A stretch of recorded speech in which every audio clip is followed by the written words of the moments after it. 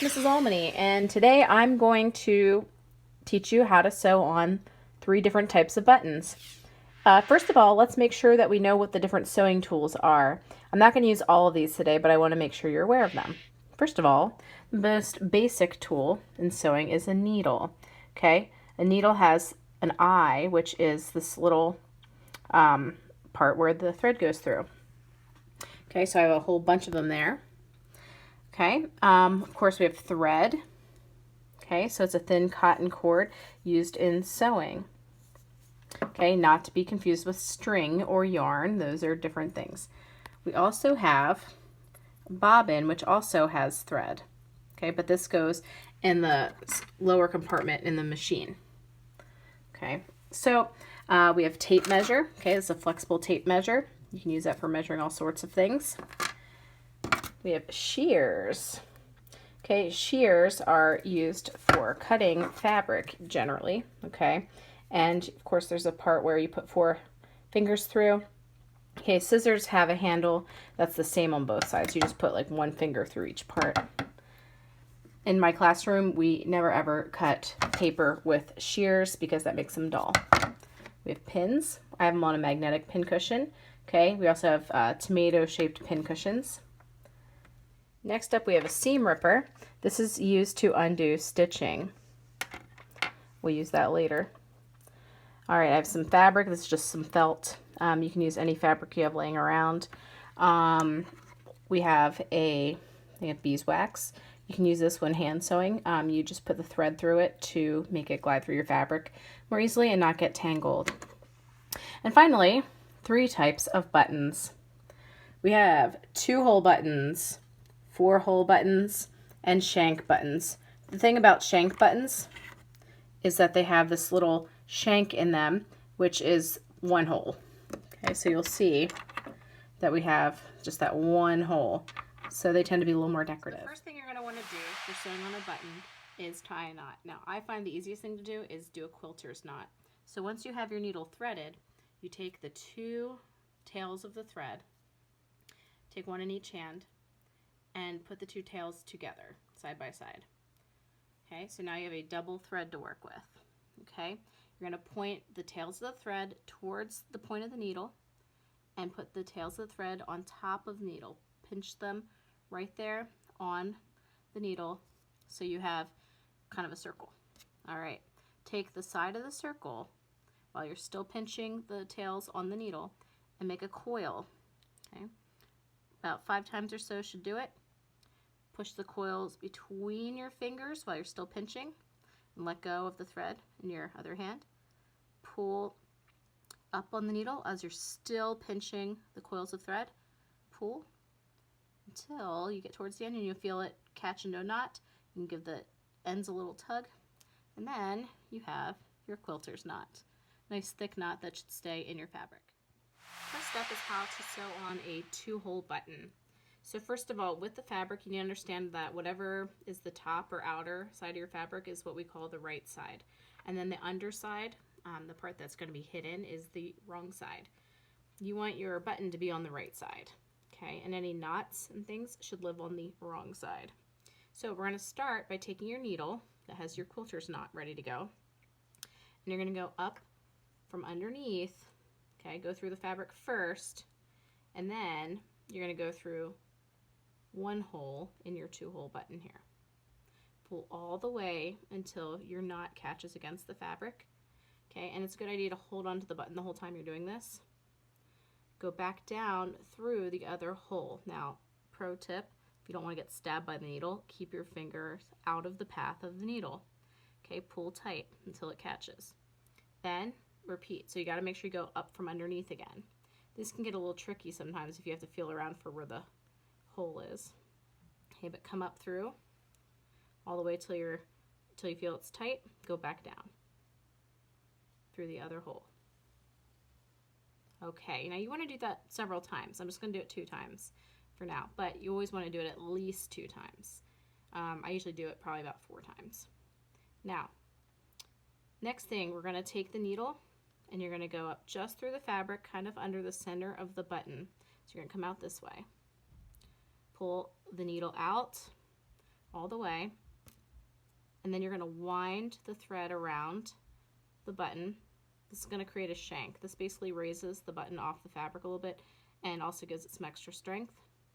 Okay, and make that nice and tight. Okay, you can see there's a little bundle of thread here. Okay, I usually wind it around about 5 times. Make sure it's nice and tight. Now there's a few ways people end this. I like to do it this way. So I'm just going to stick the needle back under the center of the button through just the fabric, not through the button, just under the center of the fabric, and poke it out through the other side. Okay, so I'm back to the back of the fabric, or the wrong side, and then I'm just going to do a knot. Now the way I like to do it, I mean, you can do it a number of ways, but we do what a student once called a bunny ear knot, and it kind of stuck. Just put your needle under a stitch. Okay, just slide your needle under a stitch. Stop when your needle comes out. Don't pull it the whole way. Open up the bunny ear that you have here. Okay, this loop, and go through it. Okay, and then do that, you can do that another time to make sure it's secure. Okay, and then you can cut. And you have your 2-hole button. Next is a 4-hole button. It's done very similarly to the 2-hole button. 4-hole button really is just like doing the 2-hole button twice. Again, start with a quilter's knot, go up through the fabric first, and then through one of the holes of the button. It really doesn't matter which one you start with, but pull until your knot catches. Now here you have a choice.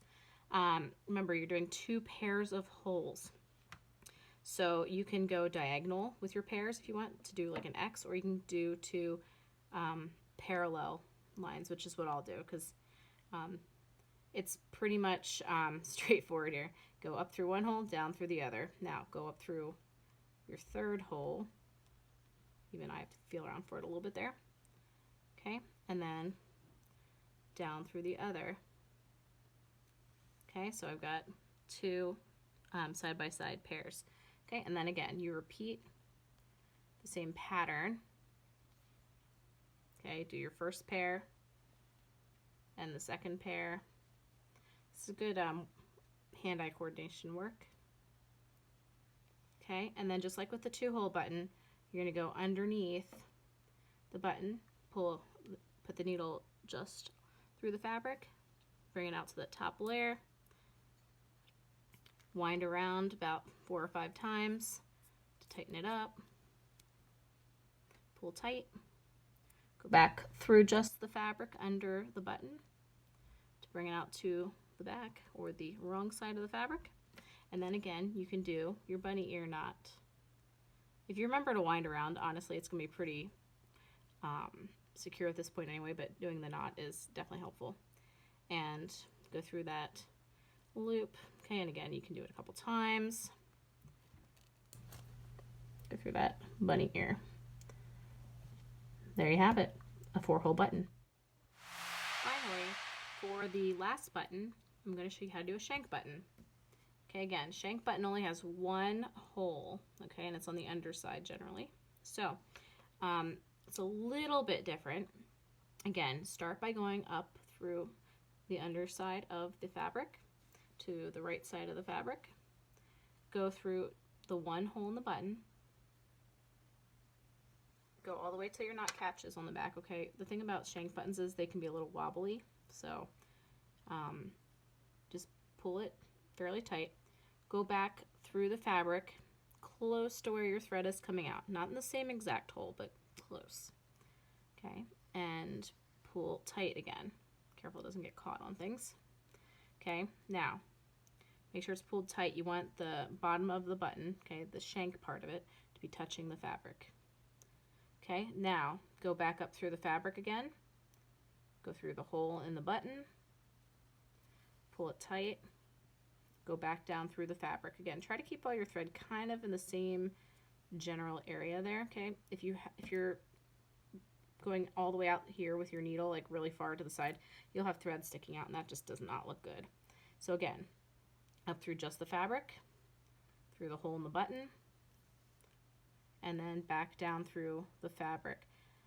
There is no winding around on a shank button, okay? So that's what's different between shank buttons and 2 and 4 hole buttons. Okay, so you can see it's on there nice and tight. At this point, all you have to do is knot it. Okay, and again, I usually go at least 4 times through a shank button, but you know, depending on how big and heavy the button is. But definitely do a good knot on the underside to make sure it stays. Okay, so do that bunny ear knot at least 2 times. Okay, and then you can cut it and make sure it's on nice and tight, which it is. Now, if you need to undo some stitching, including taking off buttons, then a seam ripper comes in handy. So a seam ripper has basically this little sharp point. This isn't actually what you cut the fabric with though, or the thread I mean. This is actually going to help pick stitches, okay, picket stitches, and slide it under a stitch. The sharp part actually is going to be the curved part on the inside here. Okay, so this curved part. That has like a tiny little blade, and that's what's going to cut it. So if I want to take off my buttons, I just go between the fabric and the button where the threads are, and I just carefully pull up. Okay, you can give it a little wiggle if you need to, and there it comes off super easy. Okay, and again, if you're undoing stitching, you can just easily put your seam ripper under there and pick at it, and if you pull it up enough, you'll cut it. So very easy way to take out stitches. Okay, so if you have a seam ripper, it comes in handy a lot. Okay, most recently I bought a pair of shorts, and for some strange reason the pockets were sewn shut. That's kind of useless. I like pockets. Guess what? Seam ripper. That came in handy because it was perfectly good pockets, but they were sewn shut. I don't know why. So if you have those tools, you can give it a try and let me know how you do.